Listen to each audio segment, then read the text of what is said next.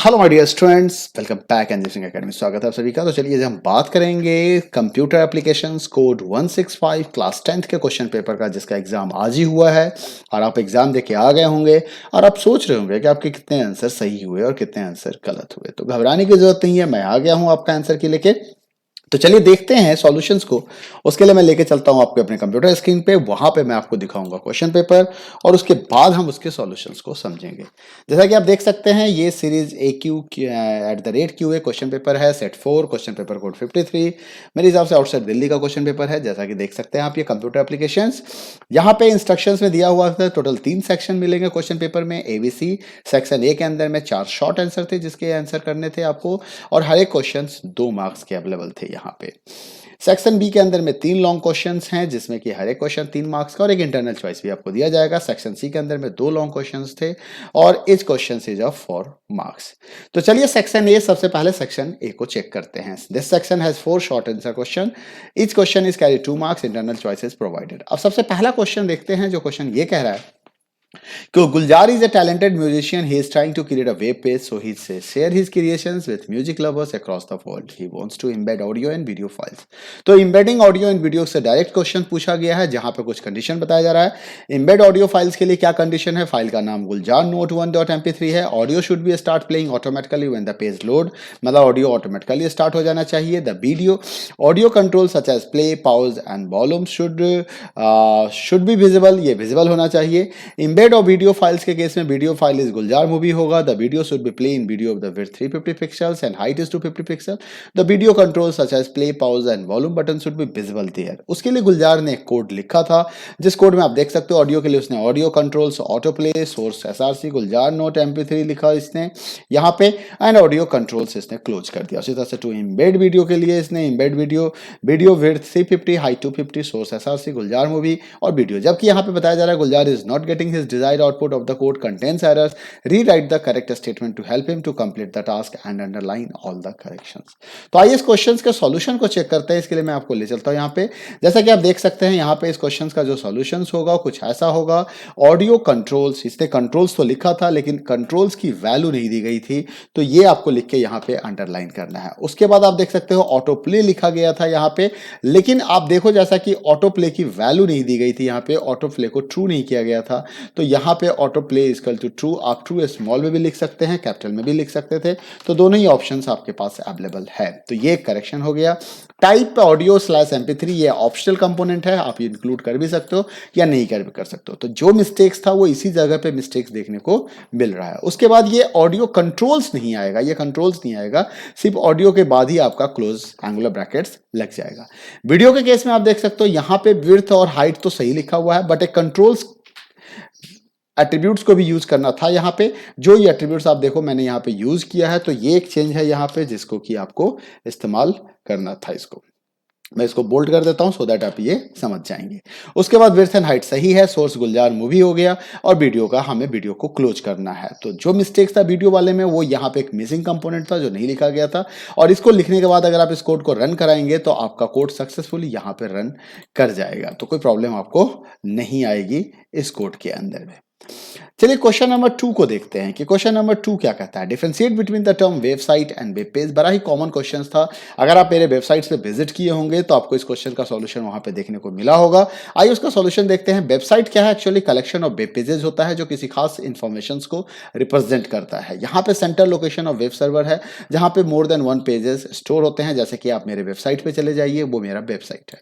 अगर हम web page की बात करें तो वेब पेज एक ऐसा पेज है जो एक पर्टिकुलर इंफॉर्मेशन को, कंटेंट को रखने का काम करता है, किसी एक कैटेगरी के इंफॉर्मेशन को वो स्टोर करता है, तो उसे हम वेब पेज कहते हैं। और कई तरह के वेब पेज को जब हम कलेक्ट कर देते हैं तो हमारा वेबसाइट बन जाता है।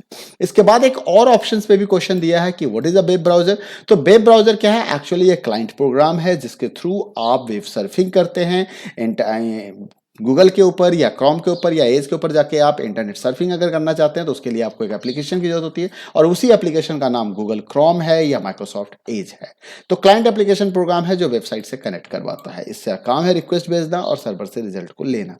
अगर मोस्ट पॉपुलर वेब ब्राउजर की बात करें तो there are list of the browser. उम्मीद करता हूं कि आपने इसमें से किसी 2 का नाम लिख दिया होगा। Rohan is creating a web page in HTML. He wants to create a link in his web page to appear with the text click to open, which by clicking should be URL name this in a new window. उसको new window में open करना है, तो उसके लिए HTML code आपको लिख के उसे दिखाना था। तो इसके लिए जो कोडिंग आपने की होगी, इसकी कोडिंग बनती है। क्वेश्चन नंबर 3 को देखिए क्या कोडिंग है। एंकर टैग आपको यूज करना है। यहाँ पे एसआरसी के अंदर में आपको वेबसाइट्स का एड्रेस प्रोवाइड करना है। इसके साथ आपको एक चीज ध्यान रखना है, क्योंकि इसने कहा था कि न्यू विंडो में हर चीज ओपन होगा, तो आपको यहाँ पे target equal to underscore blank use करना है और उसके बाद क्लिक टू ओपन और क्लोज एंकर टैग का इस्तेमाल करना है। काफी छोटा क्वेश्चन था, काफी सिंपल क्वेश्चन था। Differentiate between outline and border style properties of CSS. तो मैं आपको बता दूं आउटलाइन और बॉर्डर क्या होता है। अगर मैं इस कंटेंट के अराउंड में एक बॉर्डर लगा देता हूं तो इसको मैं बॉर्डर बोलूंगा, लेकिन इसके चारों तरफ भी क्या होगी, एक लाइनिंग की जाएगी, एक लाइनिंग खींची जाती है, उसे हम क्या कहते हैं, आउटलाइन कहते हैं। जो साइड वाला लाइन है वो हमारा आउटलाइन कहलाएगा। तो आउटलाइन भी एक तरह का बॉर्डर ही है जो कंटेंट के अराउंड में लगाया जाता है, जस्ट आफ्टर बॉर्डर। और बॉर्डर क्या है, boundary line around the content है। कंटेंट के चारों तरफ जो हम लाइन खींचते हैं उसे हम बॉर्डर कहते हैं, और बॉर्डर के अराउंड जो लाइन खींच दोगे उसे हम आउटलाइन कहेंगे। जनरली देखा जाता है कि जो गैप है कंटेंट और आउटलाइन के बीच में जनरली कोई गैप नहीं होती है, जबकि एक बॉर्डर और कंटेंट के बीच में गैप पॉसिबल है। तो ये चीज आपको डिफरेंस हो गया क्वेश्चन नंबर 4 का आंसर। इसके साथ हम पहुंच जाते हैं सेक्शन नंबर बी में। सेक्शन बी के क्वेश्चन नंबर 5 देखिए, काफी इजी क्वेश्चन है कि कहता है कि भाई एक्सपेंड इंटरनेट प्रोटोकॉल्स, मतलब expand the following contents of the internet protocols. Pop 3 को फुल फॉर्म बताना है और इनके बीच का डिफरेंस बताना है। तो आइए इसके सॉल्यूशन को चेक कर ले। सबसे पहले SMTP simple mail transfer protocol होता है। पॉप 3 हमारा पोस्ट ऑफिस प्रोटोकॉल 3 का मतलब यहाँ पे वर्जन है। अब अगर मैं इसके डिफरेंस की बात करूं तो एसएमटीपी प्रोटोकॉल जो है वो सेंडिंग एंड डिस्ट्रीब्यूटिंग ईमेल्स के लिए यूज किया जाता है, जबकि पॉप 3 प्रोटोकॉल्स जो है वो रिसीविंग और इनकमिंग ईमेल्स के लिए इस्तेमाल होता है। तो ये इनके बीच का एक बेसिक डिफरेंस है। फिर से बता रहा हूं, simple mail transfer protocol is used to manage sending and distributing emails, while POP 3 protocol is used to manage receiving and incoming emails. अगले क्वेश्चन की ओर चलते हैं। क्वेश्चन नंबर 6 क्या कहता है, what is e governance, explain any 2 merits of e governance. हम सभी को पता है कि ई गवर्नेंस क्या है। जब हम गवर्नमेंट्स के वेबसाइट्स को थ्रू इंटरनेट एक्सेस करते हैं तो हमारा ई गवर्नेंस कहलाता है। और वहां पे आपको क्या देखने को मिलता है कि गवर्नमेंट्स ने क्या किया, इलेक्ट्रॉनिक मीन्स का इस्तेमाल करके बहुत सारे इंफॉर्मेशन की अवेलेबिलिटी कराती है एक अफोर्डेबल कॉस्ट के ऊपर, अफोर्डेबल प्राइस के ऊपर में, और फास्टेस्ट फिजिबल पॉसिबल टाइम के अंदर, जिसके लिए कॉमन मैन को काफी ईजी हो जाता है अपने किसी काम को करवाना गवर्नमेंट से। अगर इसकी मेरिट्स की बात करें तो ई गवर्नेंस के कारण क्या हो गया कि आजकल लोगों के टाइम बच जाते हैं। किसी भी चीज के लिए आपको एप्लीकेशन लगानी है तो ऑफिस के चक्कर काटने की जरूरत नहीं होगी, घर बैठे आप एप्लीकेशन लगा सकते हैं। आपका कॉस्ट भी कम हो जाता है, एफिशिएंसी भी गवर्नमेंट की बढ़ चुकी है यहाँ पे, एडमिनिस्ट्रेशन एफिशिएंसी और पब्लिक पार्टिसिपेशन का यहाँ पे बहुत ज्यादा इन्वॉल्वमेंट होने लगा है। बहुत ज्यादा लोग अब सरकारी कागजात के बारे में या सरकार के किसी भी ऑफर्स के बारे में अप्लाई तो बड़े ईजी से उन्हें पता चल जाता है। तो that is the advantage of e governance. अब आइए इसके अंदर फिर हम अगले क्वेश्चंस की अगर बात करें तो यहाँ पे नेक्स्ट क्वेश्चन जो है वो आपको पूछ रहा है differentiate between web address and email address. ये वेब एड्रेस और ईमेल एड्रेस क्या है, इसके बीच के डिफरेंस को आइए समझते हैं। Right an example is state the differences, और इसके डिफरेंसेस को भी हमें बताना है। तो अगर आप वेब एड्रेस और ईमेल एड्रेस की बात करें तो जो वेबसाइट का एड्रेस होता है, जैसे कि मैं बोलता हूँ www.mycstutorial.in, ये हमारा वेबसाइट का एड्रेस है। वेब एड्रेस के थ्रू आप किसी साइट को लोकेट करते हैं, मतलब सर्वर के ऊपर अगर कोई साइट स्टोर किया गया है तो उसको आइडेंटिफाई करने के लिए, उसको एक्सेस करने के लिए एक यूआरएल दिया जाता है, यूनिफॉर्म रिसोर्स लोकेटर, जिसे हम वेब एड्रेस कहते हैं। लेकिन उसी जगह पे अगर आपको कोई मेल भेजना चाहते हैं, जैसे कि अगर आपके पोस्ट ऑफिस के थ्रू आपको अगर कोई मेल भेजा जाए तो आपका लोकल एड्रेस होता है। उसी तरह से इंटरनेट पे भी एक एड्रेस पाया जाता है जिसे हम ईमेल एड्रेस के नाम से जानते हैं, और स्पेशली उसका इस्तेमाल किया जाता है मेल सिस्टम्स के लिए, यानी कि चिट्ठी भेजना और चिट्ठी को रिसीव करना, लेटर सेंड एंड मेल के रिसीव करने के लिए, मेल करने के लिए हम उसका इस्तेमाल करते हैं, उसे हम ईमेल एड्रेस कहते हैं। जैसे कि www.mycstutorial.in ये हमारा वेब एड्रेस है, लेकिन info.mycstutorial@gmail.com ये हमारा मेल आईडी होगा। इसके अंदर एक और क्वेश्चंस भी था आपके पास, इसके और क्वेश्चंस को देख लीजिए। Expand the terms SMS and MMS के बारे में बताना है। उसके बाद आपको इसके बीच के डिफरेंसेस को भी समझाने हैं कि क्या डिफरेंस है। 3 नंबर के क्वेश्चन थे। एसएमएस शॉर्ट मैसेज सर्विस होता है और एमएमएस मल्टीमीडिया मैसेजिंग सर्विस होता है। अब ध्यान रखिए, एसएमएस क्या है? एक टेक्स्ट मैसेजिंग सिस्टम है जहां पे मैक्सिमम 160 कैरेक्टर्स आप मैसेज भेज सकते हैं। अगर कभी बाई मिस्टेक आपने 160 से ज्यादा कैरेक्टर का मैसेज टाइप कर दिया एसएमएस में, तो वो ऑटोमेटिकली 2 भाग में टूट जाएगा और वो 2 पार्ट में जाकर डिलीवर होता है, 2 बार में डिलीवर्ड होता है। जबकि एमएमएस की बात करें तो ये मल्टीमीडिया मैसेज होता है जहां पे अलग अलग कंटेंट्स को भी आप स्टोर कर सकते हैं। आप टेक्स्ट के साथ पिक्चर, ऑडियो, वीडियो इन सबको इंक्लूड कर सकते हैं और स्मार्टफोन के थ्रू हम इस काम को जनरली करते हैं और आजकल जितने भी स्मार्टफोन हैं सभी में एमएमएस की भी सुविधा होती है। आइए बात करते हैं सेक्शन सी। सेक्शन सी के अंदर जैसा बताया गया था कि 2 क्वेश्चंस हैं और 4-4 नंबर के क्वेश्चंस हैं। क्वेश्चन नंबर 8 हमारा केस बेस्ड है यहाँ पे।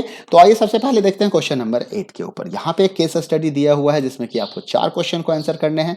हर एक क्वेश्चन के आपको 1 नंबर दिए जाएंगे। बिंदिया एक नर्स है XYZ हॉस्पिटल में और इमरजेंसी सिचुएशंस कोविड-19 के लिए उसने owing to the emergency situation due to COVID-19, she needs to communicate in almost real time with the medical superintendent above the status of the patient. The hospital has provided her a laptop, web camera और other accessories उसको provide किया गया है।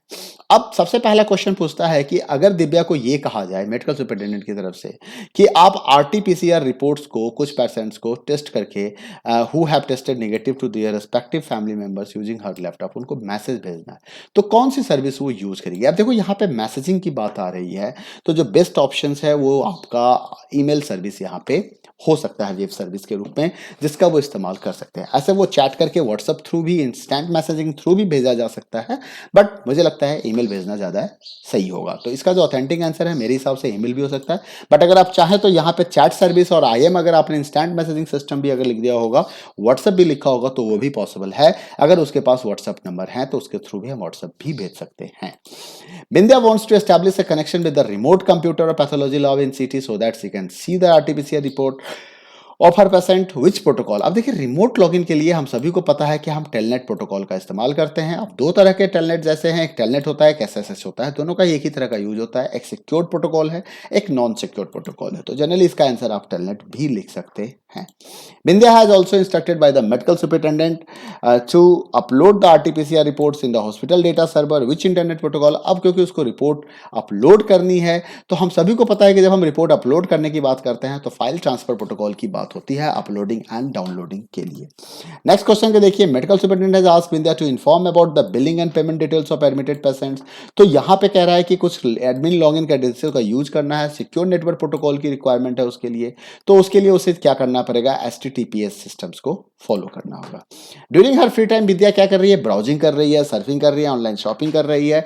तो कौन सा protocol generally विद्या use कर सकती है ऑनलाइन शॉपिंग में? लेकिन यहाँ भी अब जैसे अगर उसने ऑनलाइन शॉपिंग किया, पेमेंट की बात आ गई, तो यहाँ पे दोनों ही चीज हो सकता है। यहाँ पे पॉसिबल है HTTP का प्रोटोकॉल, जनरली तो हम HTTP प्रोटोकॉल यूज करते हैं, लेकिन जैसे ही अगर आप किसी ऑथेंटिक साइट्स के पास जाएंगे ना और जिस साइट्स पे आपको पेमेंट सिस्टम्स की बात आ जाएगी तो वहां पे HTTPS प्रोटोकॉल भी आ जाएगा। तो दोनों ही आंसर यहाँ पे पॉसिबल है।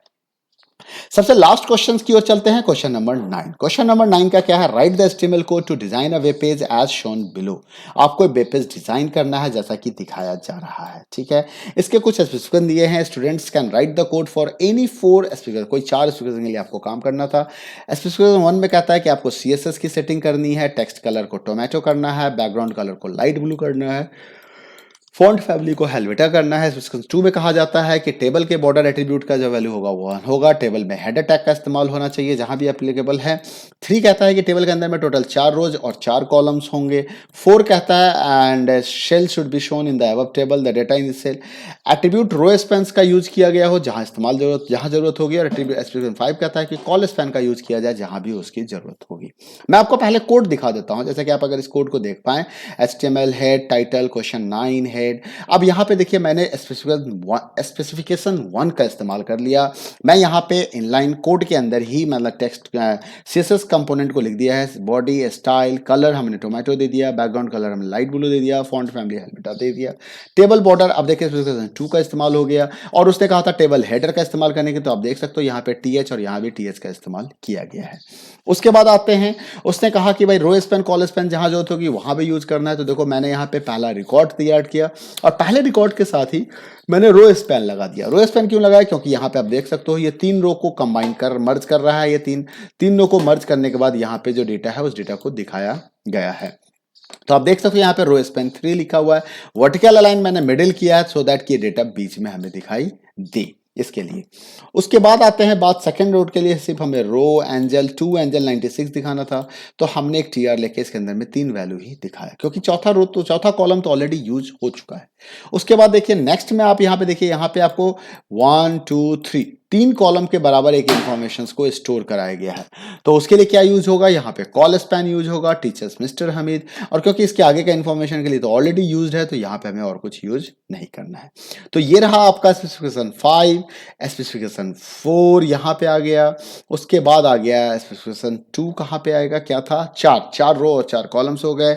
उसके बाद है कि टेबल हेडर का इस्तेमाल होना चाहिए, तो वो सारा इस्तेमाल हो गया।